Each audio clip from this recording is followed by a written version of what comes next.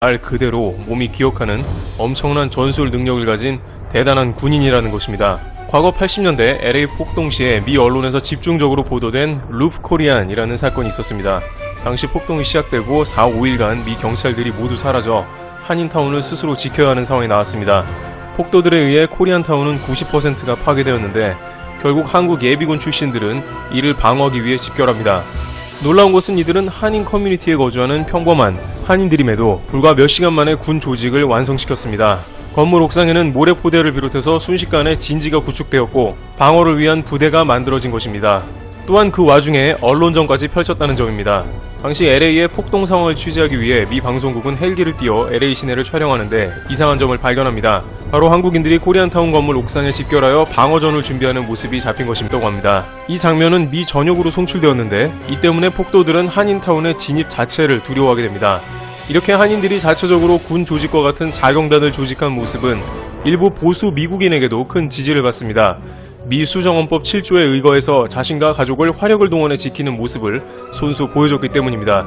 당시 사건에서 한국인들은 미국인들조차 하기 힘든 일을 직접 해냈다고 오랜 기간 회자되었습니다.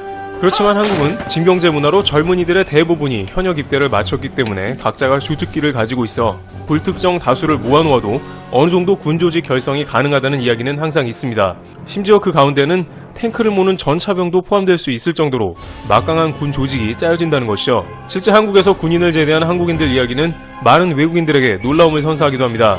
대략 2년간의 복무기간 동안 몸이 기억하는 예비군들의 모습이 SNS 등에 공유되고 있는데 징병제가 거의 없는 외국에서는 한국 군인들이 경외감을 불러일으키는 대상인 것입니다.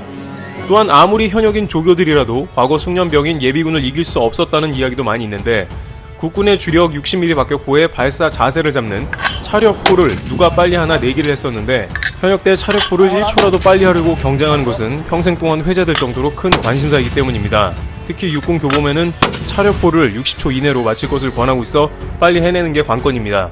여기서 현역은 30초대에 차력포를 끊었지만 전방의 차력포 숙련병이었던 예비군은 10초의 차력포를 끝냈다는 것이죠. 한 조교는 M60을 분해하면 일찍 보내주겠다는 내기를 했다가 하필 2년간 M60을 분해하던 숙련 예비군이 나왔고 보통 분해뿐만 아니라 조교들이 모르는 특별 분해까지 해서 조교들이 재조립을 부탁했다는 일화도 나옵니다. 이처럼 조교들이 예비군을 얕봤다가 울며 겨자 먹기로 억지로 일찍 귀가시킨 일화는 상당히 많다고 합니다. 한 외국 커뮤니티에서는 한국인들은 스코프 없이 250m까지 소총을 겨눠 맞춘다고 놀랍니다. 게다가 총 쏜 지 몇 년이 지났어도 관역 가운데에 명중시키며 흐뭇해하는 예비군들이 보입니다. 250m이면 관역이 쌀알 크기로밖에 안 보이는데 외국에서는 한국 군인은 스나이퍼라고 하는 것이죠. 많은 사람들은 한국은 미국처럼 총기가 합법화된 나라도 아니라서 전투력이 약한 게 아닌가 하는 생각이나 실제 한국의 국방력은 세계 7위 정도로 랭크되어 있고 현역과 예비군 동시가동시 막강 화력을 자랑합니다. 이와 같이 한국의 군인들은 개개인의 능력만큼은 가히 세계 최고 능력을 보유했다고 봐도 과언이 아닐 것입니다. 유사시 동원되는 최고의 전투병력인 대한민국 예비군을 미국에서조차 리스펙트하는 이유라고 할 수 있습니다.